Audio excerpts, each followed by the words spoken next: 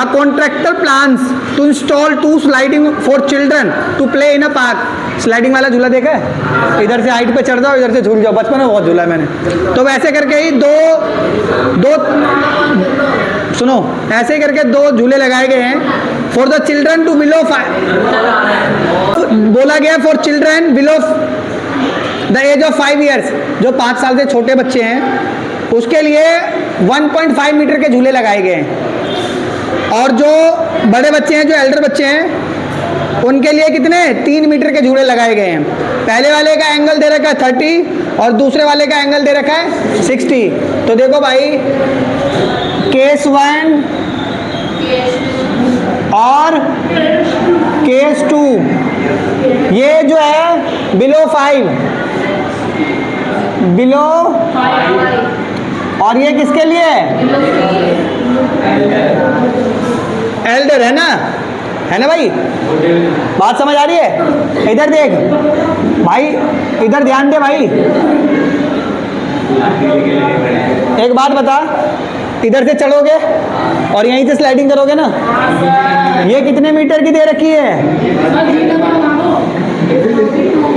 ओ भाई ड्राइंग नहीं करनी, राइट एंगल ट्रायंगल में ही शो करना उसको। झूले बना दूं फिर तू कहेगा स्लाइडिंग तो बना दो, स्लाइडिंग बना दी फिर तू कहेगा अरे बच्चे तो बिठा दो, है कि नहीं? फिर बच्चे बिठा दिया, सर पकड़ने वाले तो बना दो, तो वो चीज़ें कभी ख़त्म होने वाली। इधर ध्यान दो खाली। और एक कितने मीटर की है? ये बेटा 3 मीटर की है। इसका एंगल लेते PQR, ठीक है। और दोनों के केस में किसकी हाइट फाइंड करनी है? स्लाइडिंग वाले की। क्या? यानी स्लाइडिंग ये है H और ये भी इसकी H, ये P और ये B। पहले वाले और दूसरे वाले दोनों का केस, पहले वाले का एंगल कितने का है बेटा और दूसरे वाले का कितना है? क्या हुआ तेरे को? बताओ, बात समझ आ गई? इतनी बात समझ आ गई? In triangle ABC, in triangle ABC किसकी वैल्यू फाइंड करनी है? AC की। तो AC को रख लो ऊपर, वेरी गुड। AB को रख लो नीचे, यानी H बटे में क्या रखा? H बटे में P क्या होता है? कोसेक। एंगल कितने का है? तो 30। समझ आ गया? AC है तो AC लिख लो। AB की वैल्यू कितनी दे रखी है? कोसेक 30 की वैल्यू कितनी दे रखी है? अपॉन में कुछ नहीं है तो 1, मल्टीप्लाई कर दो, क्रॉस मल्टीप्लाई। AC को 1 से करोगे तो AC आएगा और 1.5 को 2 से मल्टीप्लाई कर दो, तो बताओ 3 मीटर। समझ आ गया? ये वाला भी निकाल लें। इन ट्राइंगल PQR क्या निकालना है? स्लाइडिंग की हाइट निकाल लिए, यानी PR निकालना है। PQ की वैल्यू दे रखी है, यानी जो फाइंड करनी होती है उसको ऊपर, जिसकी वैल्यू गिवन होती है उसको नीचे। एक कॉन्सेप्ट बना दिया मैंने, और इस कॉन्सेप्ट से करोगे तो ठीक हो जाएगा। यानी H अपॉन में फिर से कॉसेक हो जाएगा। क्या हो जाएगा?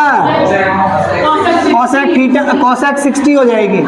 और सुनो, मैं इसके अपॉन में ये भी, इससे भी कर सकता हूँ। जैसे एग्जाम्पल के ले लिए, इस बार मैं ऐसा कर देता हूं कि जिसकी वैल्यू गिवन है ना उसको ऊपर लिख देता हूं, और जिसकी वैल्यू फाइंड करनी है उसको फिर भी आंसर ला दूंगा। बता देता हूं कैसे। किसकी वैल्यू गिवन है, किसकी वैल्यू फाइंड करनी है, यानी हमने क्या लिखा? P अपॉन में H क्या होता है? साइन 60। PQ की वैल्यू कितनी दे रखी है? PR की वैल्यू दे रखी है साइन 60 की वैल्यू √3 अपॉन में 2, क्रॉस मल्टीप्लाई। PR को मल्टीप्लाई कर दे √3 से, और ये हो जाएगा 3 2 जा 6। ये मल्टीप्लाई उधर आके तो 6 अपॉन में रूट, आंसर है ये। मैंने बोला कभी भी डिनोमिनेटर में रूट हो तो नहीं आंसर होगा, क्या करोगे, रेशनलाइजेशन कर दोगे। तो ये हो जाएगा 6√3 और √3 3 बन जा, 3 बन जा, 3 2 जा, 2√3 अपॉन में 1। ये आपकी किसकी वैल्यू आ गई, PR की।